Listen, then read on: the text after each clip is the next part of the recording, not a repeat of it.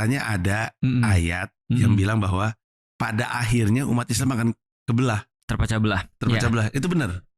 Jadi pertama-tama kalau ngomongin tentang persatuan itu bagiku tema personal sih Mas. Dan dalam hidupku yang aku ingat ya, aku lebih banyak sedih, lebih banyak stres, depresi atau lebih banyak nangis ketika bahas tentang ini. Bukan bahas sih, tapi berkaitan dengan ini. Jadi ini personal banget sih bagi aku.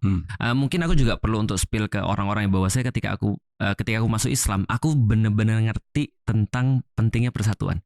Karena itu langsung jadi kayak poin yang aku benar-benar kayak tahu pasti ini satu-satunya masalah Islam nih untuk sekarang ya, untuk saat ini ya.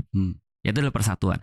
Maka mulai dari masuk Islam aku selalu berdoa begini, ya Allah, andai ada satu doa yang andai ada satu doa yang Engkau boleh kabulkan dan yang lain enggak dikabulkan, sudah jelas aku minta ini. Sudah jelas aku minta, ya Allah, ikatkan hati orang-orang Muslim agar mereka tuh bisa bersatu. Karena menurutku it matters more than everything. Yang ada di dalam Islam. Aku tahu problematika di dalam Islam tuh banyak.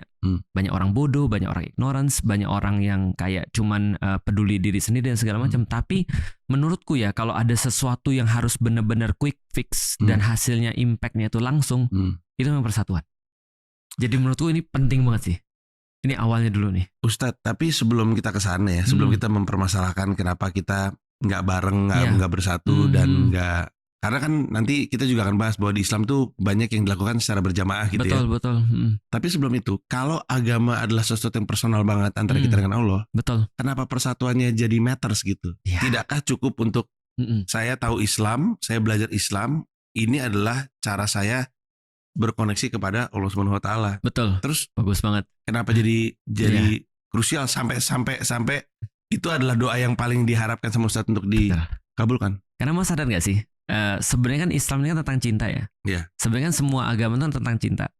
Kalau andai kan akidah itu mau diperas, sebenarnya akidah itu adalah rasa cinta sebenarnya. Kan akidah itu kan adalah ikatan ya.